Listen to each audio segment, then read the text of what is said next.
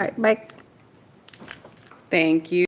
Welcome, everyone. Today is Tuesday, April 30th. I am Katie Logan Hedges, the Chair of the Finance Committee.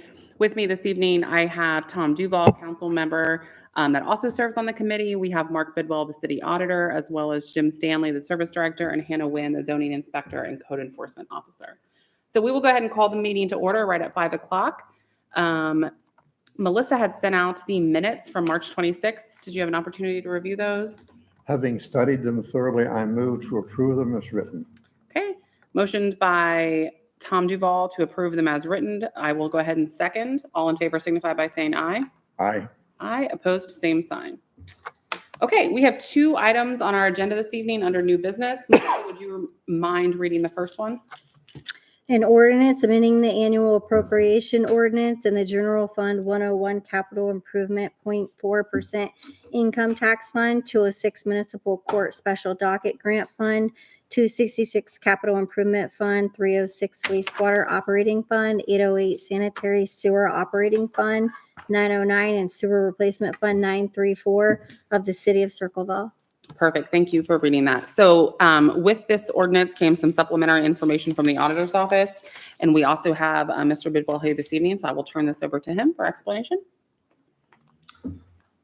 Sorry, I missed that, but yeah, I'm assuming the way you looked over at me, you needed me to. You're up. Talk about the Yep. Ordinance here. Yeah. So do bear with me. It is allergy season and my throat is not in the best condition. So hopefully I can get through this. I'll try and make it as brief as possible.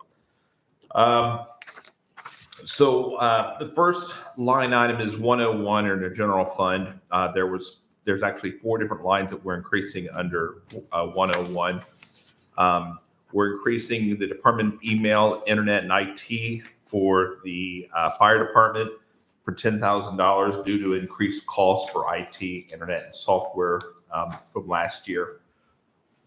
Next is $60,000 for park improvements. This is going to the service department, and this is an ODNR grant reimbursement and also PCCF grant funds. I put grant funds on there, but it's actually grant funds.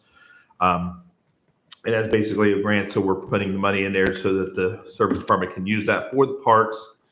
And finally, we have one more for the law director. We are requesting $15 additional for office supplies and incidentals due to additional office supplies for the amount of public records requests she's received. She's almost gone through all of her usage for the year, so we need additional money for that.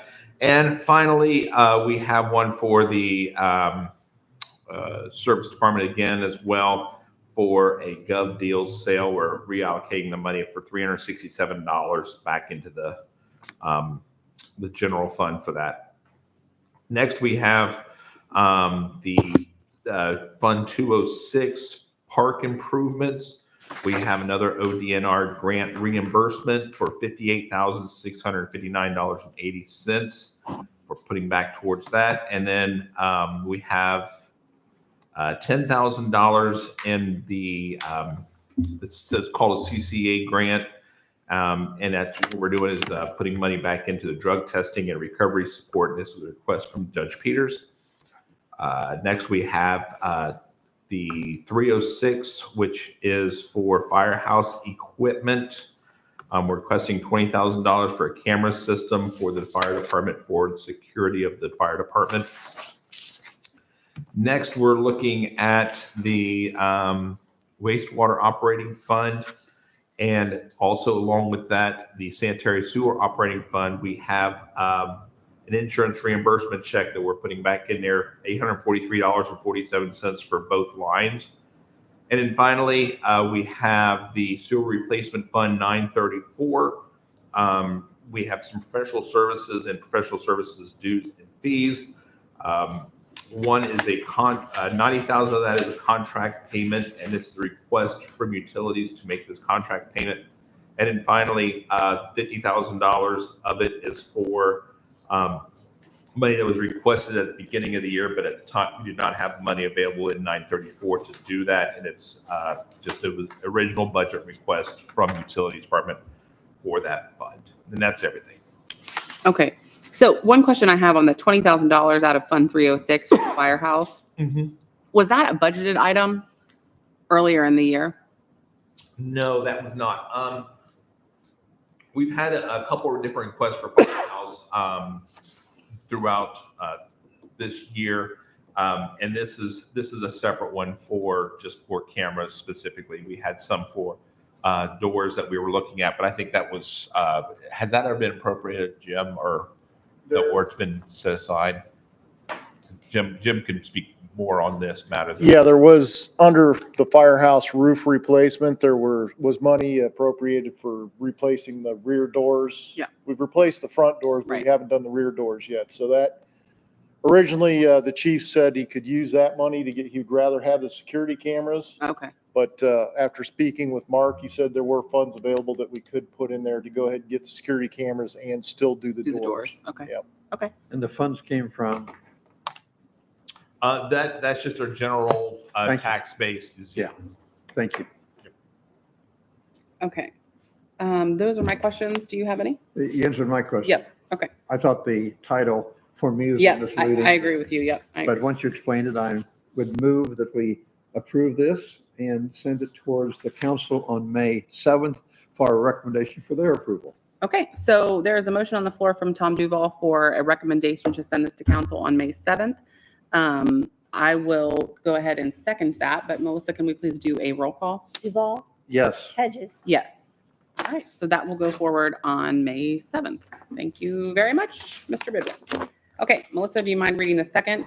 An ordinance amending ordinance 42524, establishing a salary for the position of a city planner position within the Department of the City Public Service and declaring an emergency. Thank you, Melissa. So this ordinance is the financial piece of a suggested position that the service department is bringing of a city planner. This has been something that several council members have wanted for quite a while, so we're excited to hear about it. Mr. Stanley? Yep, just as you stated, it is to finance or to pay the city planner. We're going to use the same line that the zoning inspector is paid out of. It will require some money to be put in there, not a lot at this point.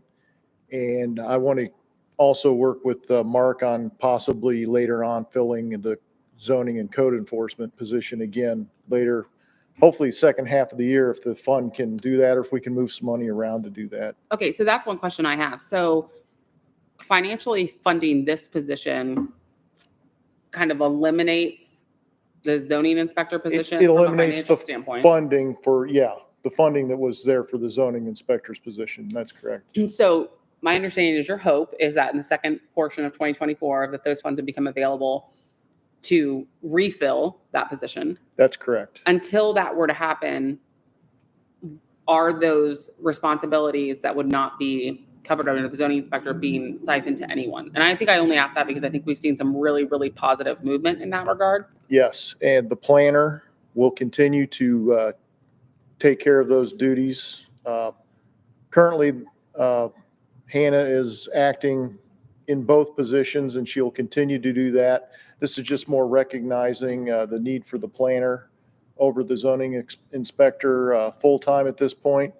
We need them both, but the planning position is becoming very important right now. And with the number of developments and things that we're seeing coming in, commercial and residential-wise, it's important to have a planner, as well as getting all of our planning documents in line, which she's already currently working Done quite a on. bit. Yeah. So this is a non-union position. It would be full-time, and it would be under pay grade 7 That's of correct. the comp plan. Any other things that you want to add? No, other than it's an extremely important position that the city desperately needs. Yep, I think you have definitely the agreement of this committee, at least regarding that. That's, I think, the only things that we want to call out here. Anything else? I have a statement. Yeah, and a please. question. Absolutely. The statement is, we heard from P3 at our last tour that this is extremely important to plan. A lot of stuff's happening. If we don't plan, then it will get way ahead of us. And so I think there's many members of council who are excited about this, Mhm. not just a few. Secondly is, you did the numbers. This is a labor of 7, you say. Does this have the ability, as we get experience and exposure, to increase that as we do over a period of time? Yes, the pay should go up once there are certain accreditations that are Achieved. achieved through the years of being a planner. You can become accredited as a planner, and then at that point there would be increase in pay and obviously the annual increases. But yeah, it falls where we're looking at for the planner.